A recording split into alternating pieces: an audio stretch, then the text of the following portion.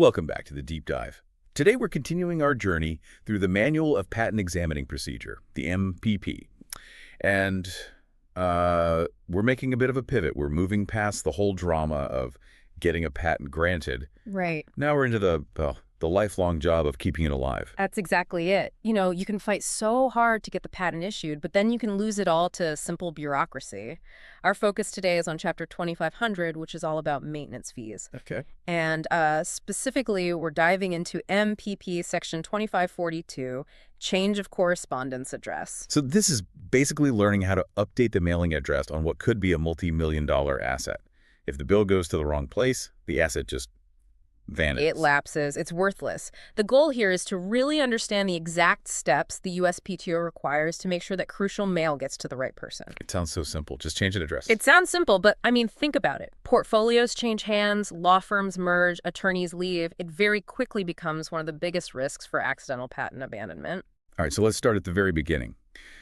A patent issues. The USPTO needs to send notices somewhere. What's the default? Where does all that critical mail go?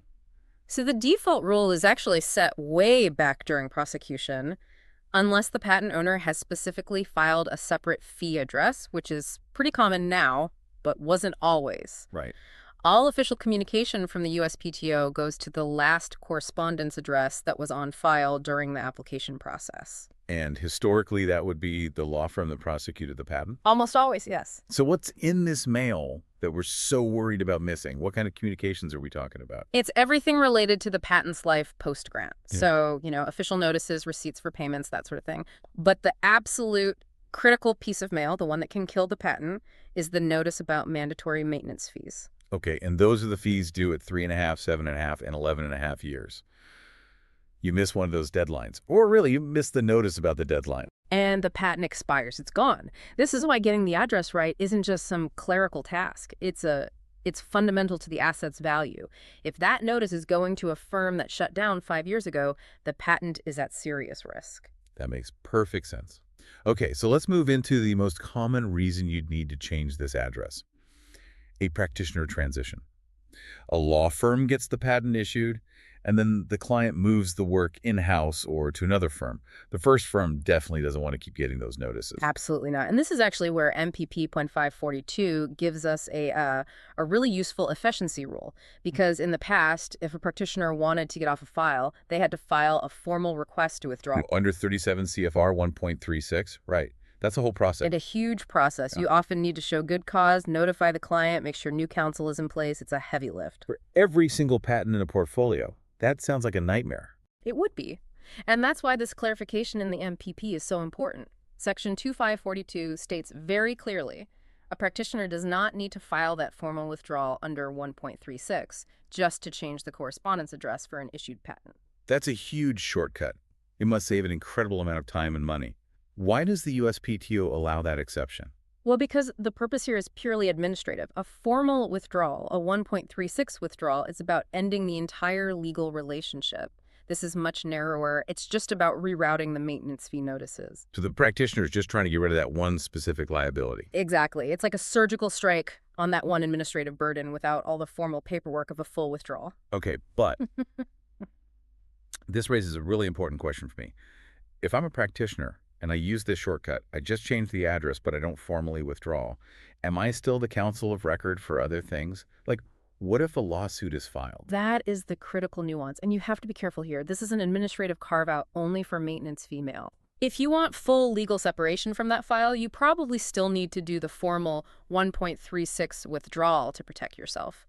Just redirecting the mail means you are technically still the practitioner of record. Got it. So use the shortcut to get off the hook for maintenance fees, but understand its limits. The practitioner has to be diligent and make sure that correspondence or fee address gets updated. Precisely.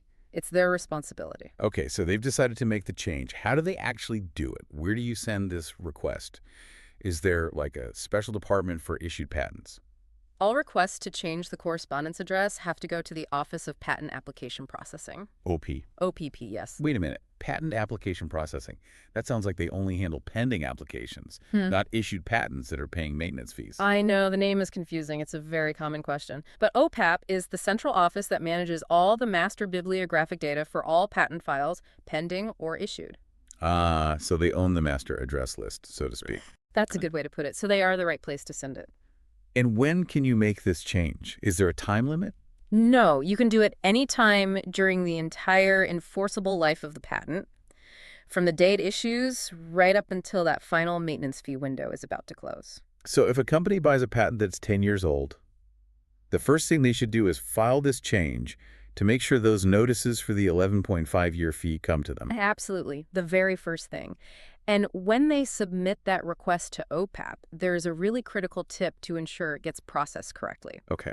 The USPTO strongly recommends that you include both the issued patent number and the original application number on the form. Why both? Isn't the patent number the unique identifier at that point? Why add the application number? It's about data integrity. You have Yeah. to think about the scale of the USPTO's system. What if there's a typo in the patent number or a smudge on the scan? I see. So the application number works as a backup, a cross-reference. Exactly. It dramatically reduces the chance that your request gets lost or, even worse, filed in the wrong patents record. Putting both numbers on the form is like a cheap insurance policy against a clerical error that could cost you everything. Given how important this is, I assume the USPTO has standard forms to help people get it right. Oh, yes. And you should always use them. It just speeds everything up. There are two main forms you need to know. Let's break those down. Okay, so if you're changing the address for a pending application, one that hasn't issued yet, you use Form PTOSB 122.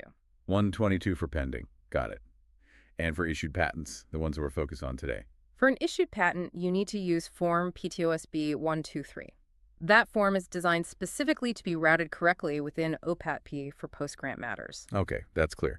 Now, you mentioned earlier that the rules used to be a little different under the pre-AIA system. Can you just briefly explain the logic behind those old rules? Sure, it looks complicated when you see the citations, like 37 CFR 1.33 A1 and A2, but the idea was simple. It was about who had the authority to control the file. How so? Well, under the old system, the big turning point was when the inventor filed their oath or declaration. Before that happened, the application was sort of preliminary, and the rules for changing the address were a bit more flexible. That was Rule 1.33A1. And after the oath was filed? Once an inventor formally signed on with that oath, the file became more official. It was legally tied to them. So the procedure for changing the address shifted to the slightly stricter rule, 1.33A2, to make sure only someone with proper authority could make that change. So the old distinction wasn't about the how, but the who. Who had the legal standing to direct the mail? That's the perfect way to summarize it, and that unifying goal is still the same today, under the current rules. The entire system is designed to create one clear, single point of contact for all official communication. It's really incredible. Something as basic as a mailing address has so much procedure built around it. But I guess when you consider the value at stake, that level of vigilance makes perfect sense. It absolutely does. This whole deep dive into 2542 really shows that keeping your address current isn't a suggestion. It's the firewall that protects the patent from being abandoned. By using the right form, providing both numbers, you make sure you never miss that one critical notice. You spent a lot of time talking about how to keep these valuable assets alive and well. So here's our final thought for you to consider. The most brilliant patent strategy in the world can be completely undone by one piece of misdirected mail. So ask yourself, do you know for certain where your most important IP notices are going right now? Is that address 100% current? Your entire portfolio could depend on it. And before we close out, we would like to extend a special thank you to Mike Shepard, the creative director who organized this entire audio series. Disclaimer. This summary of the MPEP was generated using AI tools, including ChatGPT and NotebookLM, and may contain errors or omissions. It is provided for general educational and informational purposes only and is not legal advice or a substitute for formal instruction. For authoritative guidance, consult the official MPEP, a qualified instructor, or registered patent practitioner.